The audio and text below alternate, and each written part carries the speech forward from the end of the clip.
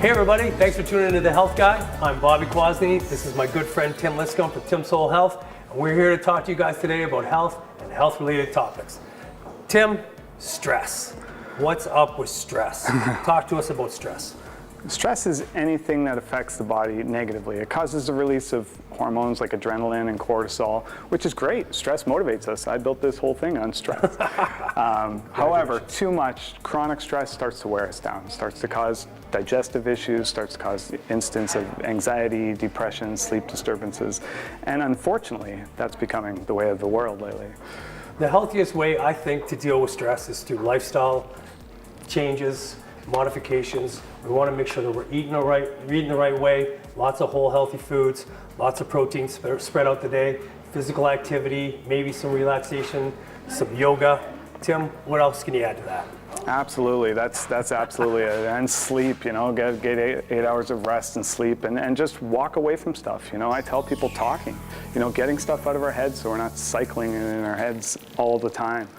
But outside of that, there are things, every culture on earth has addressed this issue. In Asia, they use ginseng. And in Ayurvedic medicine in India, they use holy basil, ashwagandha. Russians have used rhodiola. All these herbs have come along throughout the centuries. And they're adaptogenic. They actually work on our adrenal glands to help normalize the secretion of these stress hormones. It doesn't take away stress. Stress is a very external thing, but it helps our body deal with stress better. One thing that we hear a lot associated with stress is the hormone cortisol. That's the one that I hear the most anyway. Talk to me about the relationship between cortisol. We definitely don't want to eliminate from our bodies. No. We want to learn how to control it. Tell me a situation where we want to have cortisol around and where we'd like to suppress it and keep it at bay. Absolutely. Cortisol is fascinating. Drugs are developed, prednisone, hydrocortisone acetate. These drugs are developed from cortisol. It's a strong anti-inflammatory in our body. But when left unchecked, right, and the stress response, cortisol can be very damaging. It can disrupt our sleep cycle. Melatonin, our natural secretion of our sleep hormone, is inversely related to our cortisol cycle. So stress disrupts your sleep. It also disrupts your stomach. It also can cause abdominal weight retention and a lot of other factors. So cortisol, although it's good, if left unchecked, it can be very harmful.